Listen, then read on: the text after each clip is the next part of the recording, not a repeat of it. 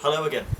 I decided to brighten up this particularly grey and cold November day in Britain with some footage of this bright, lovely Tempest again, which has been drawing an awful lot of lovely remarks from everybody who's seen it, including, incidentally, Kubon Chong, the current double Olympic gold medalist, who when he saw it at Quick's Archery, well, to quote, "Wow, cool," he really liked it.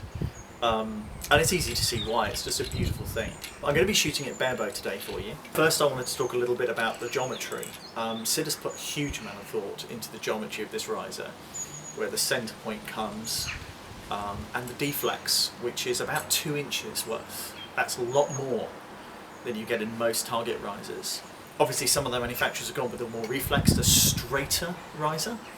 That produces some problems. It gives you a bit of extra speed, but it also makes the bow a little twitchier, a little easier to twist, as it were, in the hand. If you don't believe me, I mean, if you just try to shoot a bow with a heavy reflex, any twist or turn on the hand would really create a lot of movement in the bow. This feels so stable and solid when you have it at full draw. It's just a lovely thing. I think Sid's very happy with the geometry, and obviously different users of the Tempest are already finding how stable it is.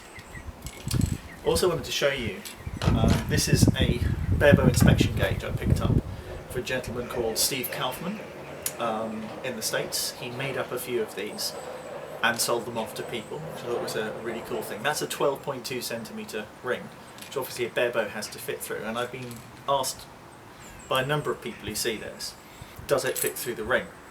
And yes, it does, and I can show you that now. It just fits through nice and easy. No tricks, no magic. I don't do sleight of hand. You have to move it a little bit to get it around the grip area, depending on the height of your grip. But again, I'll show you, it goes through quite happily.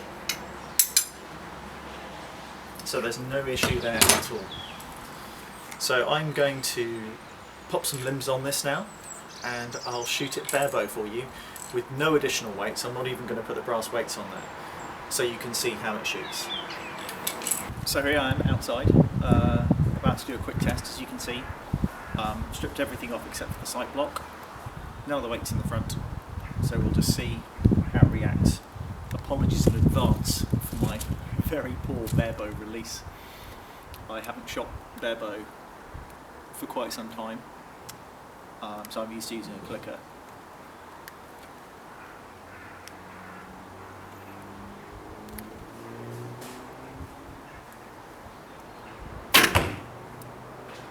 As you can see, the bow pretty much tips forward slightly, but nothing major.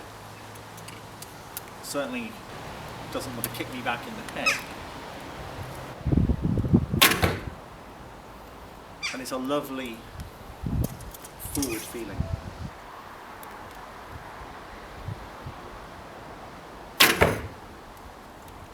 A little bit of noise from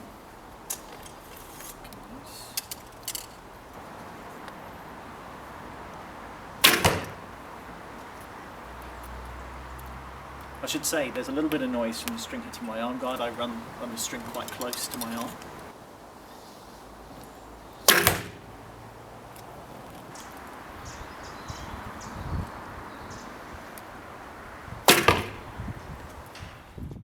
Okay, there we go. There are some reaction shots when shot Barebow. Again, apologies for my shocking Barebow form. It's really quite rusty. But I hope that doing these will give people an idea of how much the unweighted Tempest reacts, and also maybe inspire some other Barebow archers out there who have a Tempest to actually show what weight combinations work well for them. Watching those videos back, the sound seemed a little loud. It didn't, certainly to me, when I'm shooting it. I think part of the reason for that is the string, when I shoot, comes to rest on my arm guard. I just happen to run my arm quite close to the string, or vice versa.